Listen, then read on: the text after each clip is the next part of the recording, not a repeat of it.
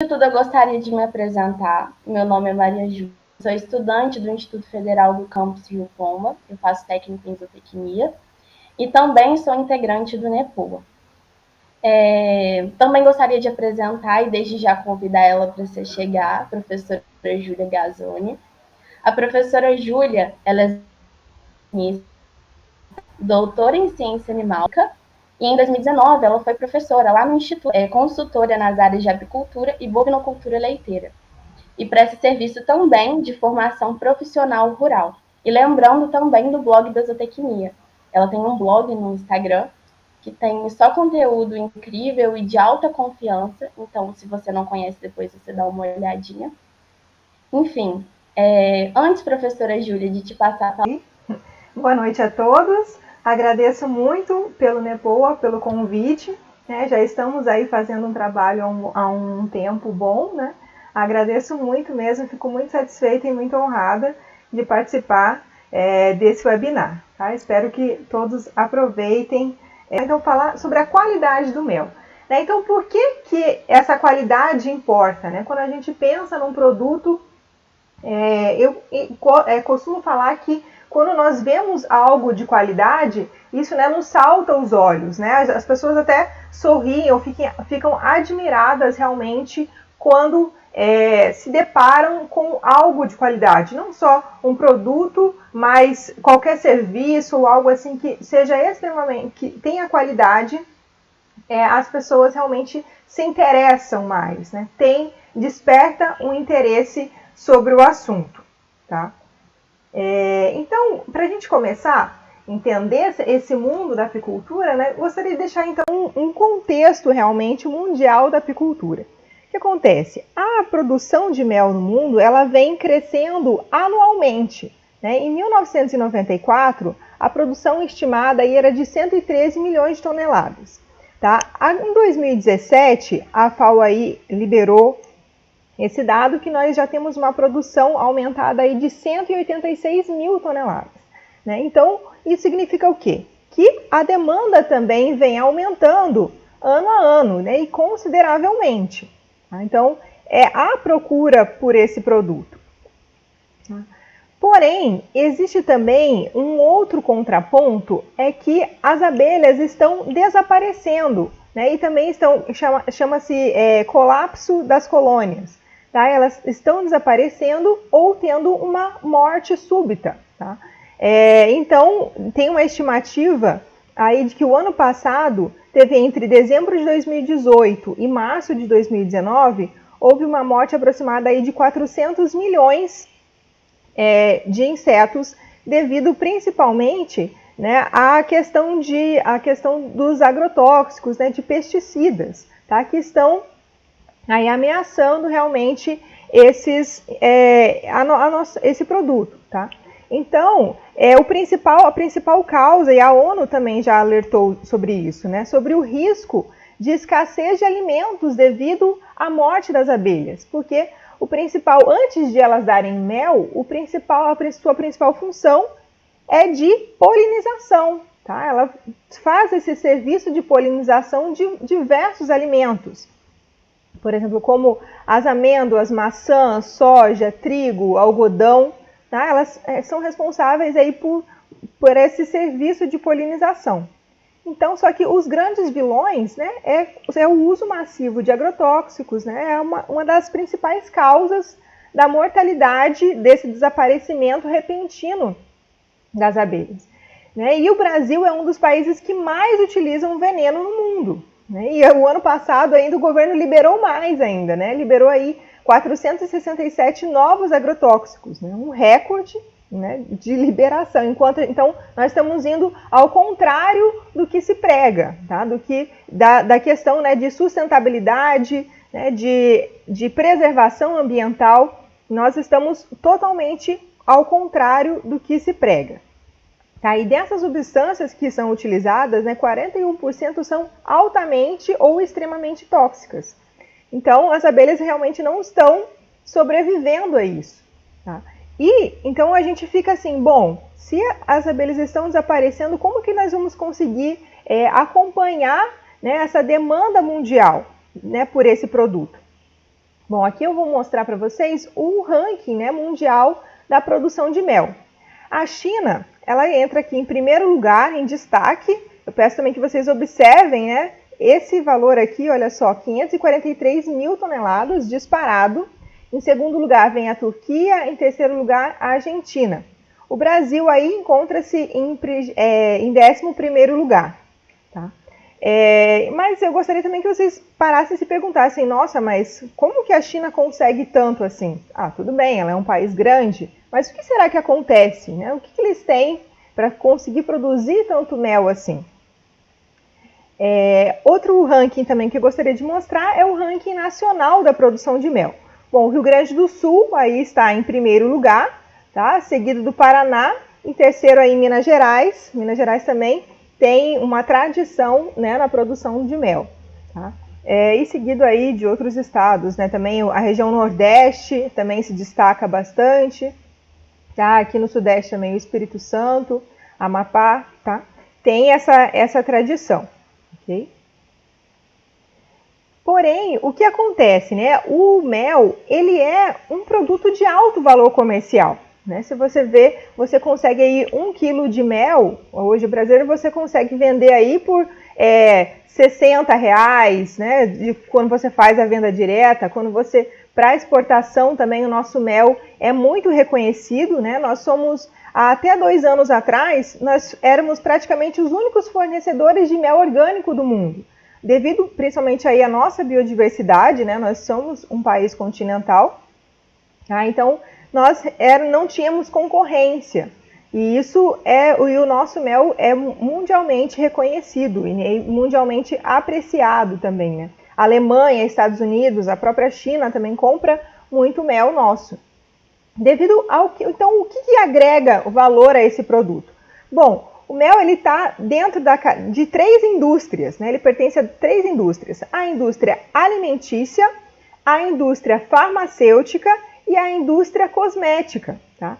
Por quê? Devido às suas características aí ele é antibactericida, antimicrobiano, antioxidante, cicatrizante, anti-inflamatório, analgésico, antialérgico, antisséptico, expectorante. Né? Então tem muitos efeitos biológicos e isso agrega valor a esse produto. Então, devido a isso, né, então a indústria principalmente sempre visa o lucro, tá? Então é alvo de muitas fraudes, tá? E principalmente, lembra que eu mostrei pedi para vocês prestarem atenção com relação à China?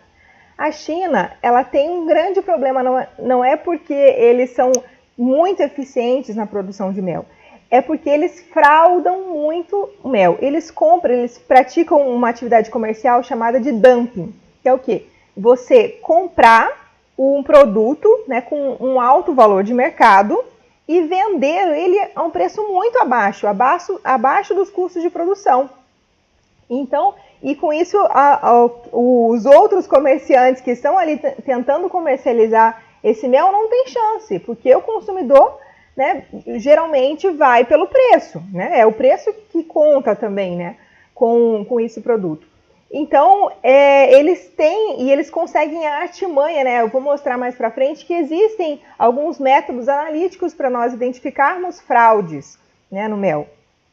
Porém, é uma eterna luta entre o pessoal que faz análise, né, e os chineses, porque a partir do momento que eles desenvolvem uma nova técnica para identificar uma fraude no mel, os chineses arrumam uma outra, dá 2 ou 3 meses, eles já arrumam um outro método para burlar e para vender esse mel como se fosse real, né, como se fosse autêntico. Então, esse é um grande problema da China, porque ela não age eticamente, tanto, né, nessa questão comercial, quanto na questão, né, de proteção ao consumidor, realmente. Então, os Estados Unidos e outros países estão em guerra, né, com a China devido a isso, né, devido à falta de ética, né, nas suas relações comerciais. Então, esse é um grande... E essas fraudes também, elas estão muito ligadas, né, a essa questão da demanda. tá? Então, existe uma alta demanda e eu não consigo entregar isso devido a esses problemas que vão acontecendo, né? O desaparecimento das abelhas, e isso causa realmente grandes fraudes, tá? Então, como para a gente identificando aí, como que a gente consegue classificar o nosso mel, né? Primeiro, ele é classificado segundo a sua origem, tá? Então, como que o mel é originado, né? As abelhas, elas visitam aí as flores, né? E sugam o néctar das flores ou de fluidos de plantas vivas ou até excreções de insetos que são sugadores de plantas também dão origem ao mel. Ou seja, então ela visita a flor, né? Suga o néctar da planta, o pólen também vai ficar aqui grudado, né, nas suas patas, e ela vai levar a colmeia e vai ter todo um processo químico de enzimas, né, que vão aí fazer esse processamento desse mel, tá? Então, essa é aí de onde é originado o mel, tá? Então, ele é um produto natural e é uma transformação química muito interessante, né, de você ver um produto, um néctar dentro da flor e depois ele se transformando aí nesse produto cheio de efeitos e características incríveis. Tá? Então, a principal fonte, quando a gente classifica um mel, ele é classificado, então, de acordo com a sua fonte floral. Tá? Então, existe aí o mel que é monofloral, ou seja, ele tem uma dominância de uma flor, de uma planta característica, por exemplo, uma flor pode ser um mel de eucalipto, um mel de laranjeira, de café, de cipaúva, diversas plantas. Tá?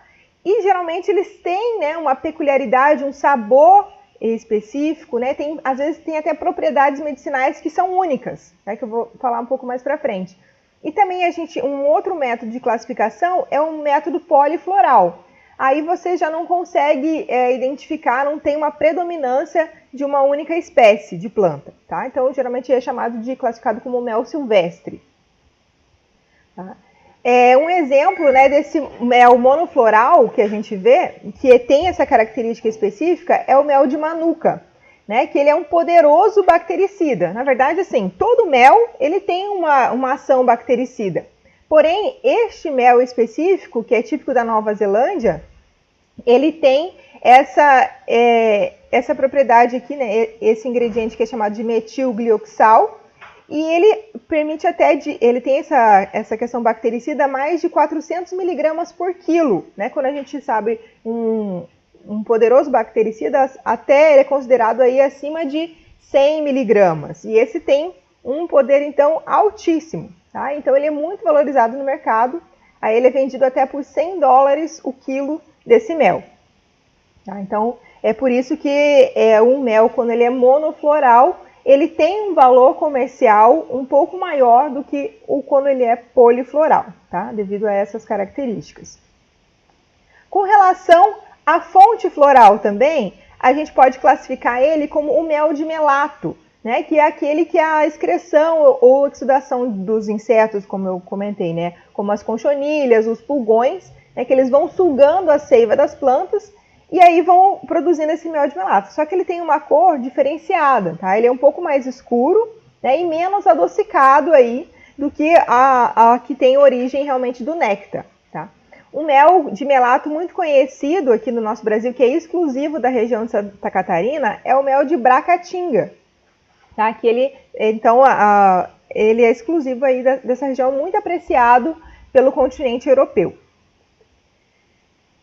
Uma outra classificação também é com relação à fonte do inseto, né? Então a gente tem aí um mel de abelha sem ferrão, né, que são as melíponas, e temos também o mel de apis mellifera, que é com ferrão. Tá? As melíponas aí são a abelha jataí, a mandaçaia, uruçu, iraí. E esse mel tem uma característica de ter um teor de umidade entre 30% e 40%. Tá? E já o da apis varia em torno aí de 20%. Outro método aí de classificação é com relação ao procedimento de obtenção desse mel. Tá? Então a gente pode obter o mel, né, retirando aí, fazendo a desoperculação e pelo escorrimento dos favos, né, sem as larvas. A gente pode também prensar esse mel para obter ele, tá, sem as larvas, e centrifugar também através da centrifugação. tá? A gente faz a despeculação e retira esse mel. Aqui com relação à sua apresentação também, tá? Então, existem 4 formas dele ser apresentado, tá? Então, a forma mais comum aqui, que é mais vista, né, que é no seu estado líquido, né, após aí ter sido feito, né, processado, tá? Tem também um mel cremoso, tá? Que ele é submetido aí a um processo físico, né, chamado dice, do inglês, e vai conferir aí um produto de uma textura fina, né, uma cristalização mais homogênea. Tá? Existe também a forma de apresentação em favos, tá? Que é aquele mel in natura, que é a forma como você vai encontrar dentro da sua colmeia, você retira, né, e apresenta assim dessa forma, né, sem inseto de larva. E também tem a forma granulada, né, que é um processo natural de solidificação, né, que a gente chama de cristalização, e aí ele é oferecido dessa forma. Então, esses são das 4 maneiras aí de a gente apresentar ou também de processar o mel. Existe também uma regulamentação do mel, tanto no Brasil quanto no mundo. Então, existem vários órgãos aí que vão regular e fiscalizar a identidade e a qualidade do mel. Bom, no mundo inteiro, né, ele é regido aí pelo Codex Alimentarius, que é regido principalmente aí pela Organização Mundial da Saúde e pela FAO, né, que é responsável aí pela questão da agricultura e alimentação. Tá? Também, então, dentro do Codex Alimentarius, aí a gente tem, né, essa normativa 12.19.811, que então vai contribuir principalmente aí com a segurança do produto, com a qualidade e a justiça do comércio internacional do mel. Lembra aquele problema que eu falei com a China? Então, ele sempre tem que estar regulando e indo atrás mesmo e fiscalizando dessas questões das fraudes. Tá? No Brasil, ele é regido aí pelo Ministério da Agricultura, tá? Pelos serviços aí de inspeção federal e também pela normativa, né, número 11 de 2000, que dá normas aí para identidade e qualidade do mel. Tá? Então, para a gente ter realmente segurança, a gente precisa aí desse serviço de inspeção federal.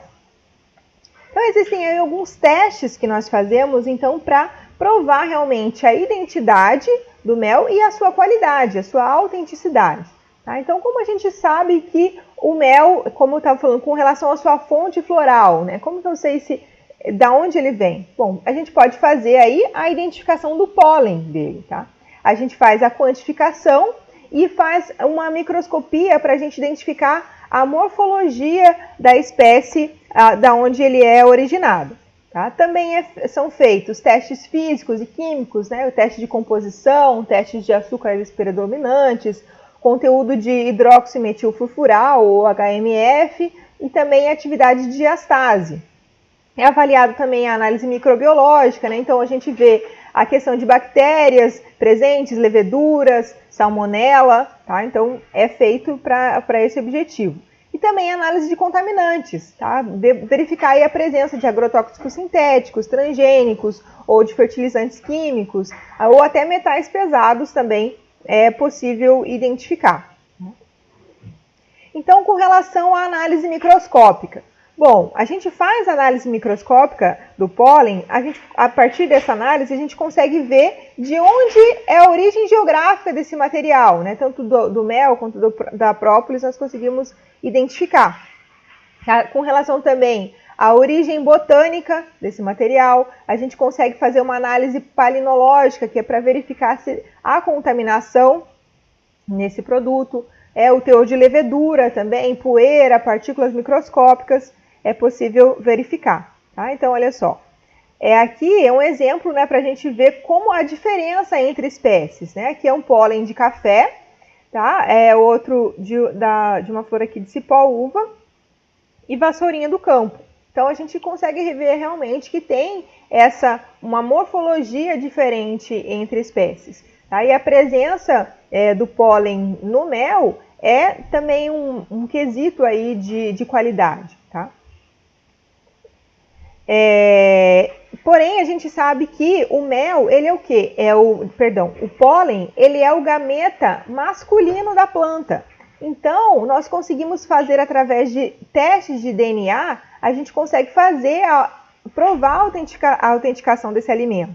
Tá? Então, por exemplo, se a gente quiser ver a autenticação daquela espécie, a gente consegue fazer uma PCR quantitativa, identificar qual é a variedade, será que esse mel veio oriundo aí de uma planta transgênica, né? Essa questão de orgânico, a gente consegue verificar aí qual é a variedade através de RFLP, através de microsatélite ou de sequenciamento de nova geração, a gente consegue ver a questão de contaminação do produto, né? A questão aí da variedade, da cultivar, tá? A gente consegue ver também, detectar a adulteração também por meio de PCR ou eles chamam aí de barcoding, né? A gente consegue ver. Então, existem vários testes moleculares para que nós conseguimos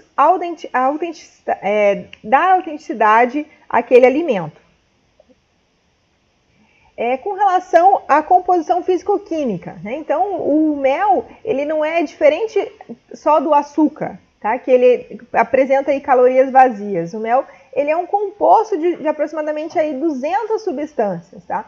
Mas a sua composição principal é de açúcares, né? Principalmente aí glucose e frutose, aminoácidos, proteínas, vitaminas, água também a gente tem, ácidos orgânicos, flavonoides, ácidos fenólicos, né, vitaminas, minerais, pigmentos, grãos de pólen, enzimas. Então, é um alimento, um produto fantástico. Então, alguns parâmetros aí que foram estabelecidos, né, com relação ao teor desses componentes, tá? Então, o Ministério da Agricultura, né, com relação à sua instrução normativa, ele pede realmente que o mel tenha no máximo aí 20% de umidade, fora isso vai estar prejudicando a sua qualidade, no máximo 6% de sacarose, no máximo 5% de dextrinas, né, a acidez no máximo 50 mQ por quilo, e um pH entre 3,3 e 4,6, né, um pouco ácido. Hein?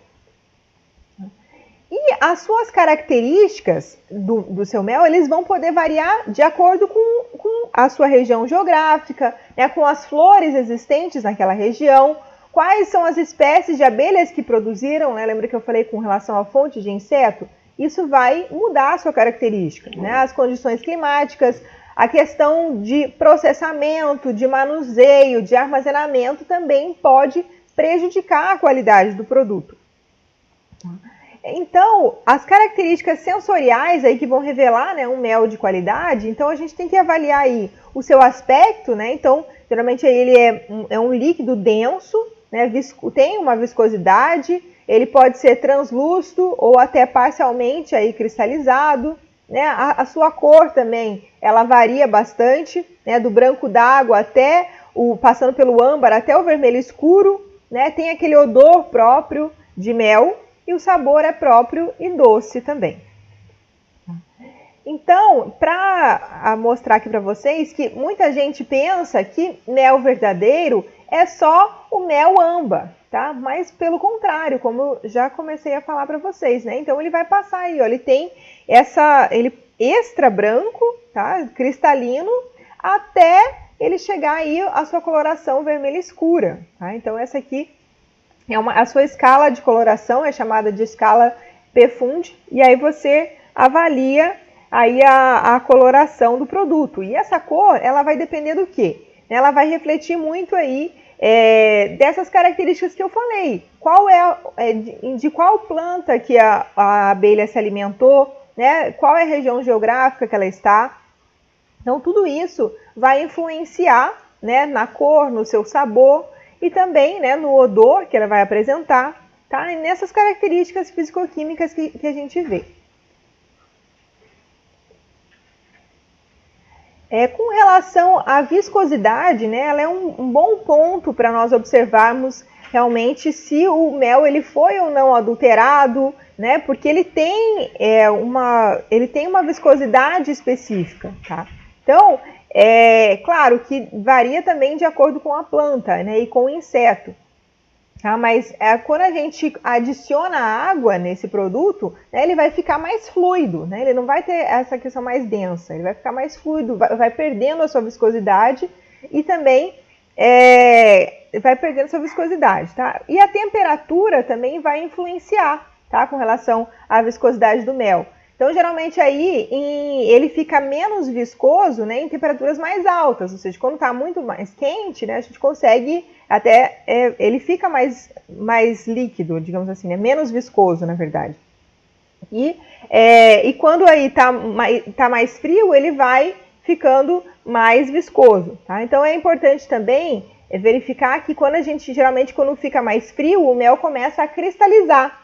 Tá? E com relação, a gente tem que prestar atenção com essa temperatura, porque acima de 45 graus, ela pode ser prejudicial aí à qualidade final do mel.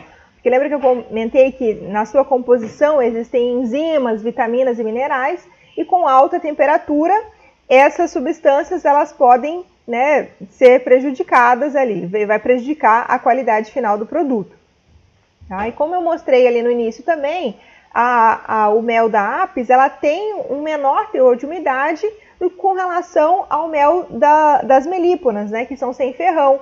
Até porque o modo de armazenamento do mel da com ferrão, da Apis, né, que a gente fala, você pode deixar fora da geladeira, tem que deixar fora da geladeira. Tá? Já o das melíponas é aconselhável você fazer um resfriamento para evitar aí essa fermentação devido ao alto teor de umidade.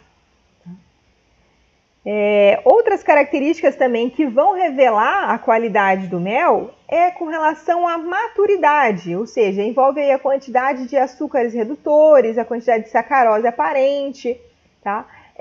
Com relação à deterioração do produto, ou seja, vai avaliar aí a questão dos processos fermentativos, acidez, atividade diastásica, né, hidroximetilfurfural. Tá? A questão da pureza, como que a gente avalia? Né? A questão dos sólidos solúveis, a presença de grãos de pólen, tá? A presença de minerais, também vai mostrar aí que o produto é puro realmente. E o acondicionamento, né, com relação à temperatura, umidade, a presença de luz, né, pode modificar. Né? E ele é acondicionado aí, se ele é a granel ou fracionado, se ele tem um acondicionamento correto, vai afetar a qualidade do produto. Tá? Então, como a gente comentou no início, né, essa questão da adulteração do mel é muito grave e recorrente, acontece realmente. Então, o que eles fazem para conseguir adulterar esse mel? Então, geralmente é adicionado aí um xarope de milho, né, um xarope de arroz ou de glucose, porque eles têm uma alta concentração de açúcar. Aí, e baixo valor nutricional, lógico, né, porque o mel é um alimento completo. Então, esse tipo de adulteração, né, esse tipo de adição, ele vai favorecer mais a indústria do que o consumidor, tá? Porque vai estar realmente consumindo aí um produto falso. Tá? Então, como que a gente sabe realmente, né, se o mel é de qualidade? Como que eu identifico isso? Tá? A qualidade do produto. Bom, existem alguns testes, né, laboratoriais que vão nos mostrar, né, quais são vão nos mostrar algumas adulterações. Né? A gente vê aqui a questão, né, do índice, a gente usa geralmente um refratômetro, tá? Chamado aí de índice de refração, e a gente consegue verificar rapidamente aí o teor de umidade, de sólidos solúveis, né? A gente tem uma tabela para a gente conseguir comparar a concentração de açúcar, né, a densidade dos líquidos também. Existe uma outra reação, um outro teste que a gente faz também, que é o teste, a reação de Lugol, que é o quê? É adicionar um pouco de iodo, né, nesse mel. E essa reação, essa adição, né, do amido ao mel, que como eu mostrei ali que são os xaropes que são adicionados, então você tem uma modificação da coloração do mel. Tá? Ela vai passar aí para azul intenso. E com relação, um outro teste que é feito aqui também é a reação de Lund, tá? Que é o quê? Ele vai identificar aí uma deposição, se o mel realmente for puro, tá? Ele vai ter um depósito aí de 0,6 a 3 ml no fundo do becker, né, ou no tubo de ensaio, como é feito o teste. Se ele for adulterado, você não consegue observar esse depósito, tá, no fundo da vidraria. Tá? Então, ele é considerado aí como adulterado ou de baixa qualidade. Já a reação de Phi, ela vai indicar aí a presença de hidroximetilfurfural, tá? Que é o quê? É um problema também, né? Que quanto pior a qualidade ou você tem essa adulteração, então quanto maior a quantidade de HMF, menor a qualidade do produto, tá? Então isso indica principalmente aí os problemas de aquecimento ou de armazenamento. Tá? Com relação à determinação de cinzas também é feito, né? Para a gente verificar aí a falta de higiene no processamento, se não foi feita a decantação do produto, né? Ou falha na filtração, na questão da prensagem, em algum momento do processamento pode ter tido alguma falha. Então, eles limitam aí para um produto de qualidade tenha no máximo aí de 0,6% de cinzas, tá?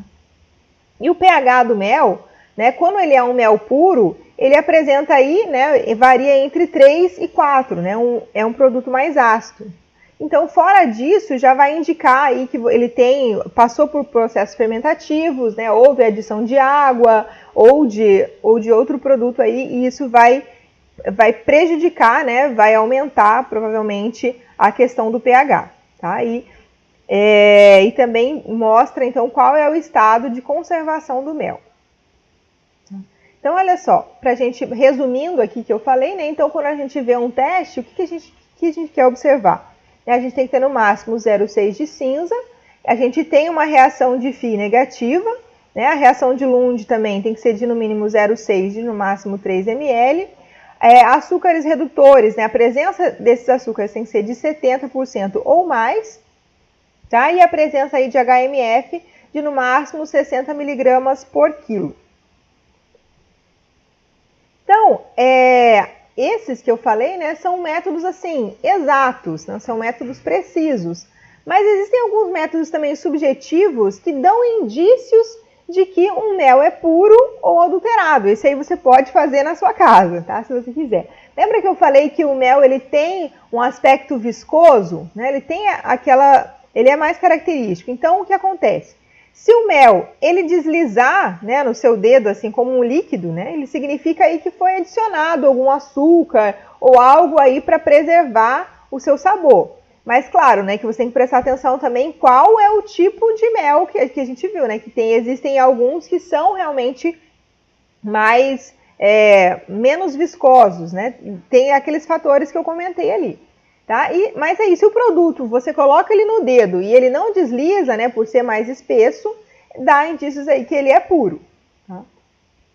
Um outro teste que a gente pode fazer é, você pega um copo d'água e dissolve o produto, né, e joga uma colherada de mel ali no fundo do copo. Se ele for puro, realmente ele vai ser um pouco mais difícil, né, de você misturar na água. E lógico, né, essa água tem que ser uma temperatura ambiente. Tá? Agora, se ele for falsificado, adulterado, né, ele vai se dissolver rapidamente, né? Então, quanto mais ele se dissolver, menos natural é o produto. Tá? Um outro teste aqui. Uai, por que será que acho que está dando problema aqui no meu.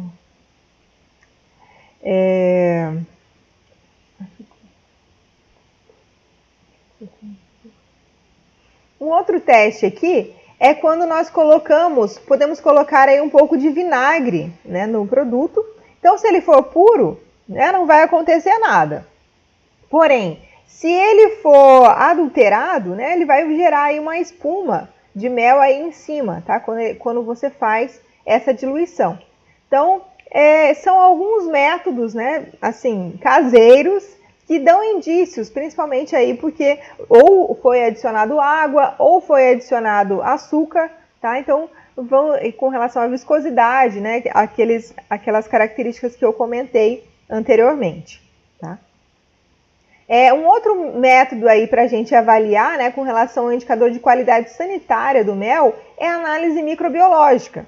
Lógico, existem micro-organismos benéficos ali, ou seja, que são inerentes ao mel. Tá? Mas outros tipos de micro-organismos que podem ser encontrados podem ser devido aí erros, né, na questão da extração, erros no beneficiamento, né, falta realmente de higiene durante o processamento do produto. Tá? Então, o regulamento aí com relação às análises microbiológicas é esse aí do Mercosul, número 15 de 94. Depois, quem quiser dar uma olhada melhor, tá?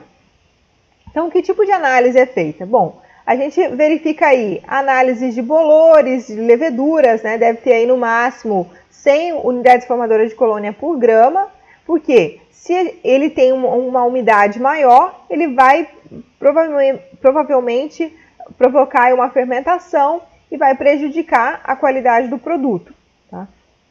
Também é feita aí a análise de coliformes, né? Buscam aí por Escherichia, Klebsiella, Citrobacter, Enterobacter, tá? Então, o ideal aí é que ela tenha no máximo, né? Então, não tenha, né, esse tipo de coliformes, mas é que a 35 graus, o máximo aí que você tenha, né, a 35 graus por levedura, né, vão ter, se crescer, né, vai ter problemas, por problemas de manipulação, e acima de 45 graus indicam aí problemas nas condições sanitárias do produto, tá? Com relação à salmonela e à Shigella,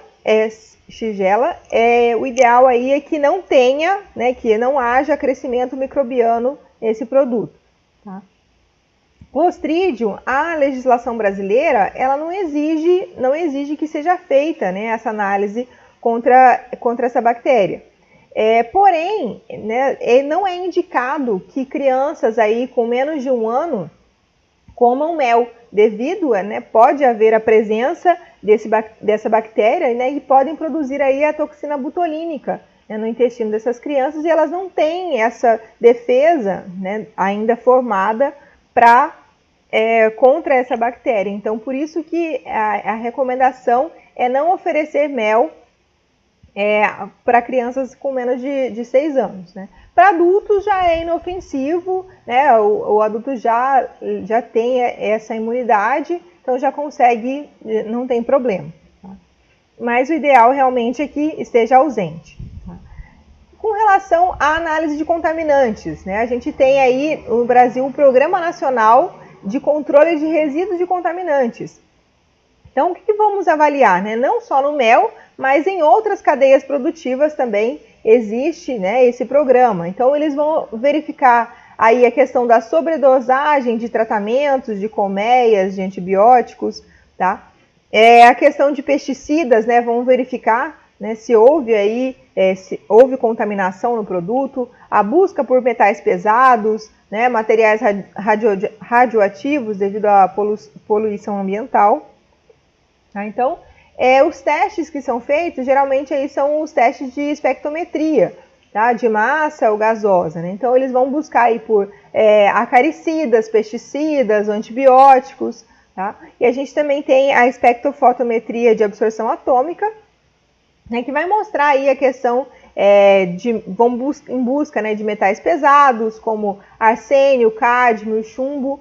E mercúrio também, né, esses tipos de metais, eles são bioindicadores de contaminação ambiental. Então, e com certeza, se você ingere esse produto contaminado com metais pesados, vai causar uma série de danos, né, para o indivíduo que vai consumir. Então, quando a gente fala realmente de qualidade, né, a gente tem que olhar por 3 perspectivas, né?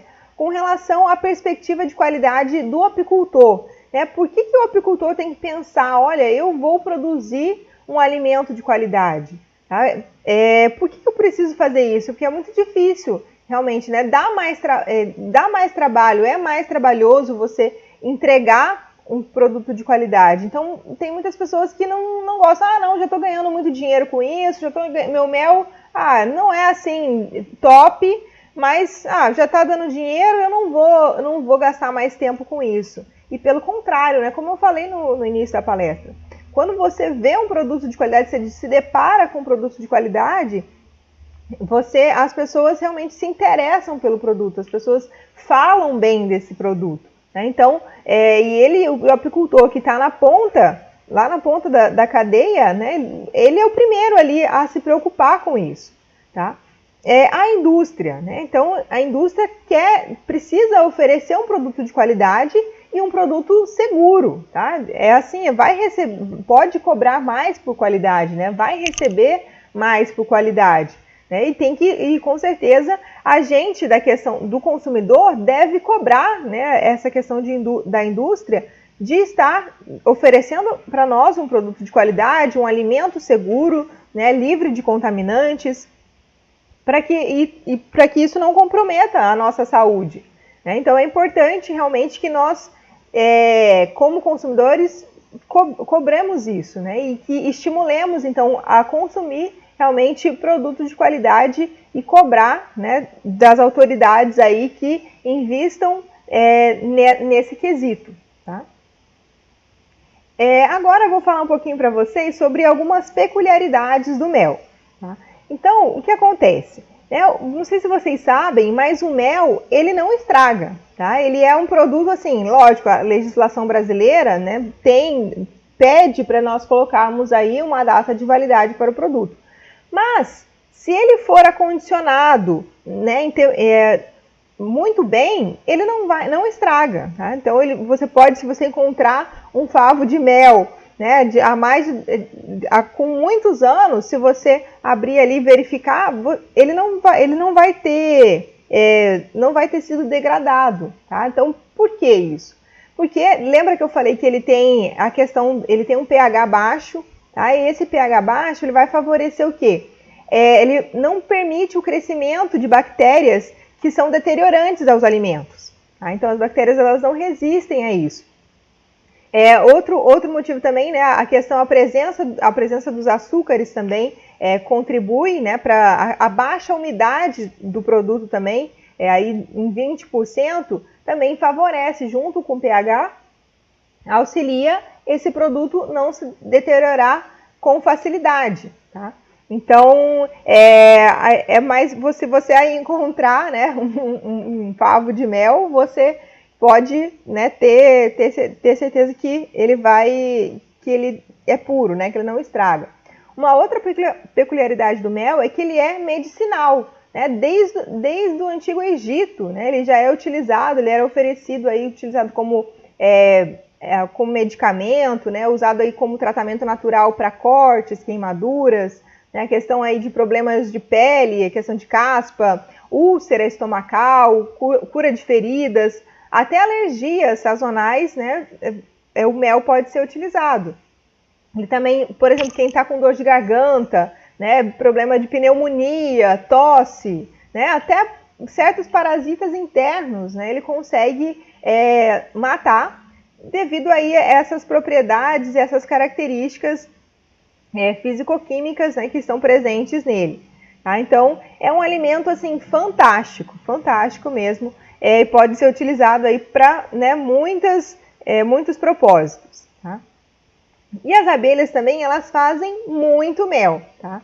Uma colmeia, se ela é bem manejada, né, com a ajuda aí de um zootecnista, com a ajuda da zootecnia, né, e também ela pode produzir aí de 15 a 90 quilos de mel por ano. Tá? Então é muito mel. Uma colmeia pode produzir, se bem manejada, com melhoramento, cuidando essa questão da sanidade também, ela vai se dar bem e produzir aí por muitos anos. Tá? Um outro produto também que foi encontrado foi chamado de mel élfico. Que foi o quê? Um mel conhecido como o mel mais caro do mundo. Tá? Ele foi encontrado na Turquia, né, por um apicultor que ele via que as suas abelhas, né, enquanto ele manejava as abelhas, algumas iam para dentro de uma caverna. E ele não entendia, ele pensou assim com ele, bom, se as abelhas estão indo para lá deve ter mel. E aí ele foi em busca aí desse mel, onde essas abelhas estavam produzindo esse mel. E ele conseguiu encontrar a mais de 1.800 metros de profundidade. Então, assim, um local muito escuro, porque é realmente que é o local que as abelhas gostam mesmo, né? Em locais escuros. Então, e ele verificou que aquele local era muito rico, né, em minerais. Então, ele conseguiu agregar um valor a esse produto muito grande. Então, ele conseguiu vender 1 quilo de mel, ele vendeu na França, na bolsa, por R$146 mil. Devido aí à qualidade, né, e a qualidade, o sabor, né, a exclusividade desse produto. Hoje ele já está mais acessível um pouquinho, desvalorizou bastante, né, já é vendido aí a R$16 mil o quilo. Tá? Quem tiver e quiser provar, né, tiver condições, é um produto aí único, tá? Um outro... Ai, meu coisa não está funcionando, mas eu pulei aqui. Uma outra peculiaridade é que, né, as abelhas realmente elas polinizam flores e as safras, tá? Então, não só flores, mas safras. Então, muitas cadeias, por exemplo, a cadeia do algodão, ela depende aí da polinização das flores, né? A gente tem um aumento na produtividade agrícola com a presença de caixas de abelha próxima a essas lavouras, tá? Então, você tem a melhora na qualidade, na produtividade, na doçura do fruto, por exemplo, né? Morangos que são polinizados por abelhas, eles são muito mais saborosos, maiores, né? Então, eles são beneficiados com a polinização das abelhas, né? E elas também, né, por produzirem aí um mel saboroso e de qualidade. Então, elas são importantíssimas, então, para a produção de alimentos, tá? Para a cadeia produtiva de alimentos.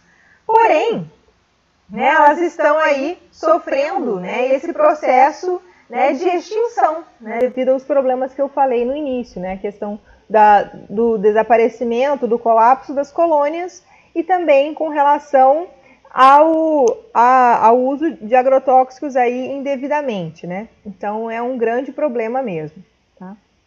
Bom, eu gostaria de agradecer, né? Deixar aí os meus contatos, quem quiser me encontrar. Eu tenho aí também um canal no YouTube, quem quiser seguir, o Blog da Zootecnia, no Facebook também, no Instagram, Blog da Zootecnia, o Julia Gazzoni, tá? Pode me encontrar, pode me seguir, tá bom? Também eu estou aqui localizada na cidade de Campos dos Goytacazes, e quem quiser, precisar, eu posso ir até vocês também, quiserem curso de apicultura, um curso prático, eu estou aí disposta a ajudar vocês, tá bom? Fico aberta às perguntas e agradeço muitíssimo pelo convite. Muito obrigada.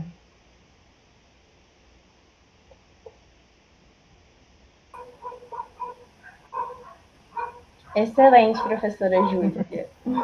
Agora vamos para as perguntas. O pessoal está interagindo aqui bastante com a gente. Ah, que legal. Fiquei até impressionado. O pessoal está bem curioso. É mesmo? Olha que beleza. É bom, né?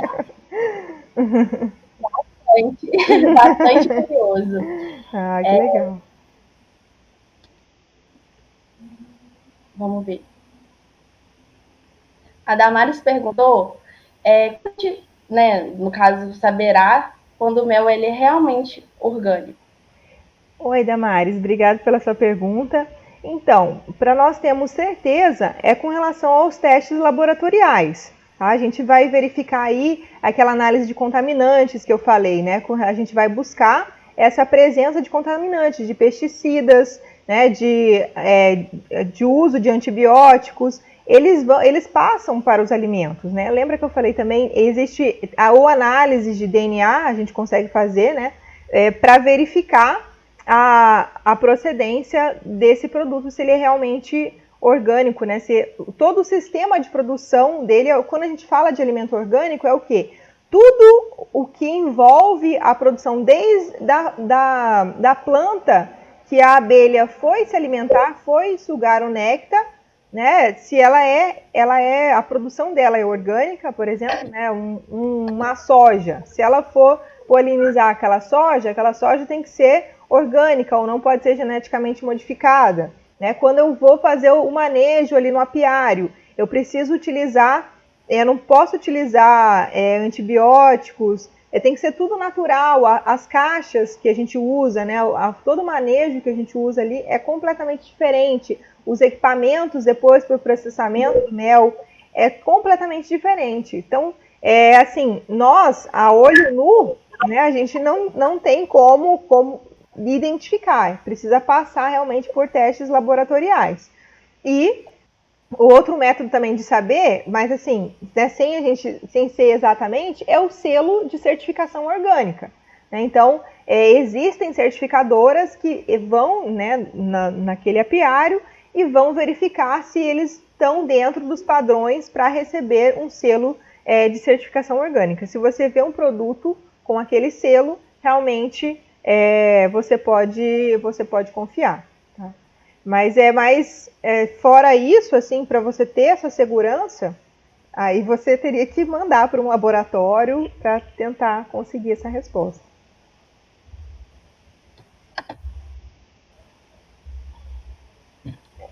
A Ellen Marina perguntou qual mel tem mais valor agregado, a das melíponas ou da apis, que é no caso uma sem ferrão, né, e a outra com ferrão. Isso. Então, o mel com maior valor agregado são o das melíponas, as sem ferrão. Por quê?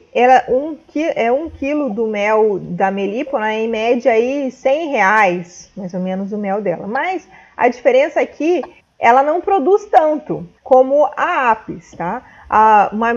Uma apis, como eu falei aí, ela vai produzir 20, de média aí de 20 quilos, pode chegar até 95 quilos uma caixa. Uma caixa de uma melípona vai dar aí 2 quilos, 3 quilos no máximo, sabe? Então, mas realmente a melípona ela tem esse valor agregado maior.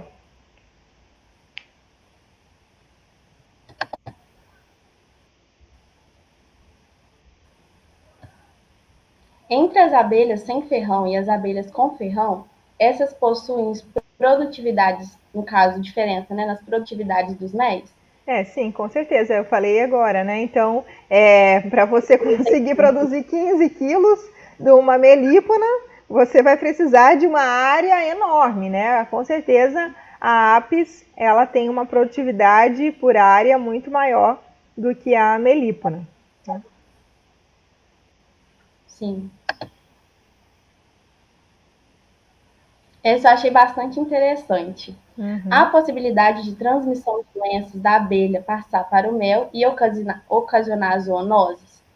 Ah, sim. Então, existem zoonoses, existe aí várias doenças nas abelhas, né? A gente tem o besourinho das colmeias, tem também as abelhas, tem também um carrapato que dá também nas abelhas, mas assim, zoonose é mais o besouro da colmeia, que até aqui no estado do Rio já virou uma praga, sabe? Então, tem sim, né, pode ocasionar, pode sim ter problemas. Então, até por isso que essa questão, né, muitas pessoas até preferem a questão do mel orgânico, porque você tem, né, essa busca, né, por essa questão de antibióticos, que é feito o tratamento mesmo para retirar esse tipo de doença, né, e evitar, né, a presença aí de passar, né, esse tipo de doença para a gente, né, para o alimento. Tá? Então, realmente existe sim. Então, por isso que o importante, quando você quer segurança num alimento, a inspeção do produto ela é essencial, tá? Para ela te garantir, né, atestar que aquele produto passou, mesmo que ele não seja orgânico, que ele passou pelo método tradicional, não quer dizer que ele seja ruim, tá? Mas você precisa aí desse selo de segurança para testar que você está consumindo realmente um alimento seguro.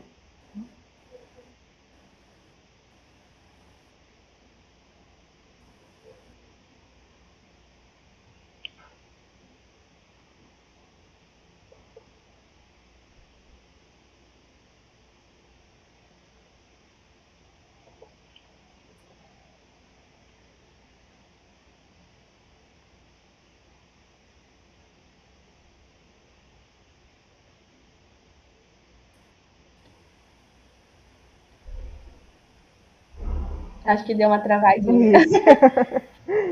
Vamos lá.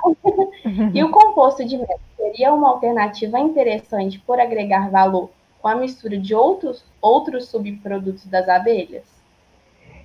Olha, o composto de mel é um produto interessante também, né? Eu não acho que eu não comentei na palestra, porque a gente tem, né, o mel puro e o mel composto. O que é o mel composto? É você adicionar outros produtos nele, o romã, tem de colocar menta, né, guaco, para você, própolis, né, vários outros produtos aí fitoterápicos para potencializar o efeito do produto, tá? Então, sim, se você fizer esse tipo de composto, realmente você vai né, você pode melhorar essa questão de agregar o valor, né? Quando ele fala aí mistura de outros subprodutos das abelhas, eu acho que é isso que ele quis dizer, né? Essa questão, misturar o mel com própolis, né, mel com geleia real, com certeza, e aí você vai, né, melhorando e potencializando aí o efeito do medicamento e agregando valor ao produto, com certeza.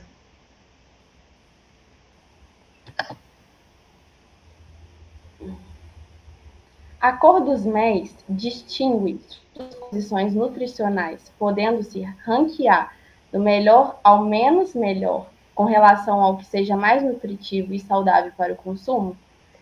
Então, a coloração do mel, a gente sabe que o mel mais escuro, ele é mais rico em minerais, tá? Então, e o sabor dele, ele é um pouco mais amargo do que um mel aí que vai pelo âmbar, que a gente está acostumado aí, né, ver um mel de laranjeira, né, que eles chamam aí de um mel clarinho, né?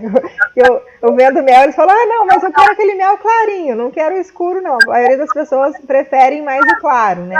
Então, vai mudar aí, mas não é, eu acho que a questão é uma questão de paladar, né? De sabor, o que você prefere, né? Muitas vezes tem até discussão ali, de gostos realmente, né? De paladar. Então não tem assim, um melhor ou um menos melhor, como ele comentou ali, né? Eu acho que todos, né, são nutritivos, todos promovem aí um bem-estar, né? Uma melhora da sua saúde.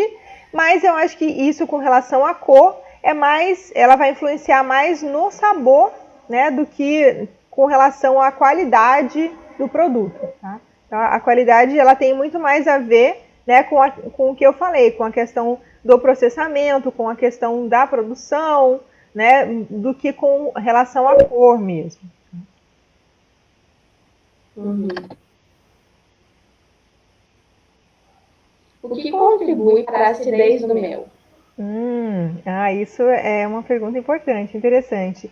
É porque as abelhas, como que o mel é produzido, né? Na verdade, o mel, vou falar assim, ele é um vômito das abelhas. Eles passam aí por um processo enzimático, né? Desde que ela vai até a flor, suga o néctar, até ela conseguir deixar o mel naquela viscosidade, então ela vai passando, né, o néctar, ele fica guardado, é como se fosse um rumen de uma abelha, a gente fala aí que é o seu estômago, o estômago do mel, tá? Ela vai sugando o néctar e vai guardando naquele estômago, né? E no estômago a gente sabe que tem enzimas, né? E aí já vai aí produzindo enzimas. Quando ela chega dentro da colmeia, ela vai passando para as outras operárias que estão ali dentro da caixa.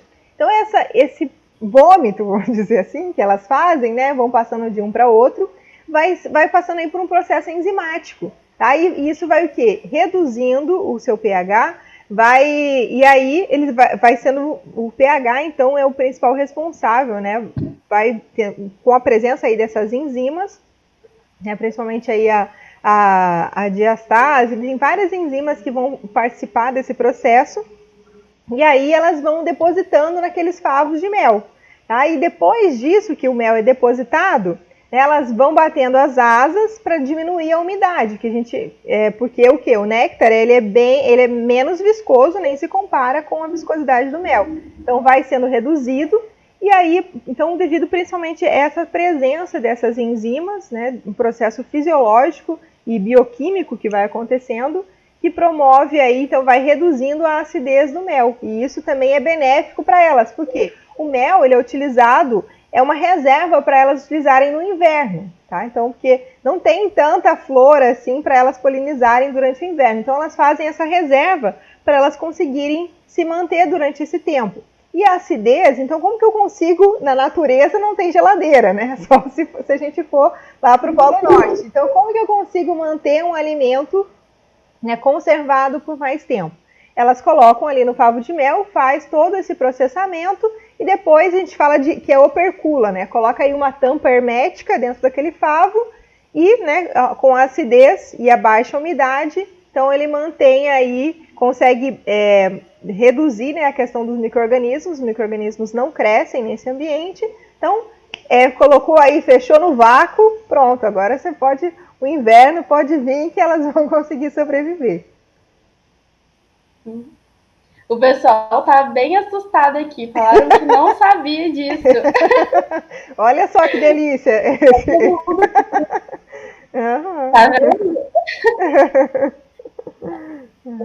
Para fechar, eu vou passar da Ana Paula. Tá. Quanto à exportação do mel, as exigências são muito diferentes da legislação brasileira? A gente tem uma diferença, sim. Eu até fiz uma tabelinha aqui, vou tentar mostrar para vocês, que são avaliados aí com relação ao Codex Alimentários, que é o órgão regulamentar, né, tanto da FAO quanto da OMS, o Brasil, Europa e Japão. Tá? Então aqui, ó, com relação à porcentagem de açúcares redutores, tá? O Brasil, olha só, ele exige aí que o seu mel puro, né, ele tem aí a partir de 65% de açúcares redutores e o melato acima de 60%. Né? Já o Codex Alimentários também fala que é acima de 60%, é um pouco menos, né? O melato também é acima de 45%, a Europa, né, acima de 60%, o melato 45% e o Japão no máximo 60%. Então, o nosso nível, a nossa exigência, né, para exportação e também para consumo é muito maior. Tá? Com relação à umidade, né, igual para todo mundo, relação de sólidos insolúveis também. Né, o Japão não exige isso, né, a questão de sólidos insolúveis em água. Né, com relação à acidez, a mesma coisa. A questão do HMF, o Codex Alimentários não exige. Tá? O Brasil, ele pede, então, que o seu produto tenha acima de 60 miligramas por quilo. Tá? A Europa exige aí que tenha, seja abaixo de 40 miligramas por quilo. Em países tropicais, né, como o clima é diferente, eles aceitam, querem que esteja no máximo 80 miligramas por quilo. Tá? E no Japão, aí, no máximo 50 miligramas por quilo. Tá? E com relação aos contaminantes orgânicos e inorgânicos, né, a gente tem, o Codex Alimentários aí, ele tem um nível máximo para metal pesado. Né? No Brasil já tem o regulamento técnico do Mercosul. Na Europa eles não falam nada. E com relação no Japão, né, eles pedem aí que tenha ausência de dextrinas, né, e que tenha também ausência de antibióticos e que tenha um alto controle, né, sobre contaminantes. Tá? Então, como a gente pode observar aqui, a nossa exigência é uma das maiores do mundo. Tá? Não é à toa que então o nosso produto é muito valorizado, muito apreciado. Tá? A gente realmente, os estrangeiros, eles adoram o nosso mel. A Coreia, se você vê, eles amam. Se você fala que o própolis é brasileiro, nossa, eles adoram, sabe? Nosso produto mesmo é muito reconhecido. Existe um congresso que é chamado Congresso Apimondia, que é um congresso mundial de apicultura. Então, várias empresas aí participam desse congresso, né? Para mostrar, para fazer exposição dos seus produtos. Então, nós já ganhamos assim muitas vezes, disparado muitas vezes, devido à qualidade, né? Então, e o que realmente né, atesta essa qualidade é a nossa biodiversidade, realmente. Né? Que eles sabem que a gente tem e o mel diferente, por exemplo, eu que estou aqui no estado do Rio, né? Então, estou em vários locais, né? Às vezes eu estou dando curso aqui na região norte, outra hora eu vou num curso lá na região serrana, ou na região litorânea. E eu vou provando os méis, né, gente? Aproveito. E aí eu consigo sentir dentro do estado já a diferença. Olha, esse mel dessa região é um pouquinho mais doce, da região litorânea é um pouquinho mais ácido, né? Então você imagina de um país para o outro, né? Você tem, são cores e sabores aí, mas o nosso é o campeão. Enfim, professora Júlia, tenho certeza que acrescentou bastante para o pessoal e deixou a galera muito curiosa, porque eles estão aqui, eu estou amando ler os comentários, todo mundo aqui, meu Deus! Enfim, o nosso muito obrigada e um abraço carinhoso para você, de toda a equipe do Boa. Saiba que a nossa equipe está com os braços abertos sempre que você quiser voltar. E, enfim, nosso muito obrigada mais uma vez. Eu fico muito honrada, agradeço muito pelo convite e podem me procurar sempre que quiserem, já deixei meus contatos aí e podem contar comigo sempre, tá bom? Muito obrigada e até a próxima.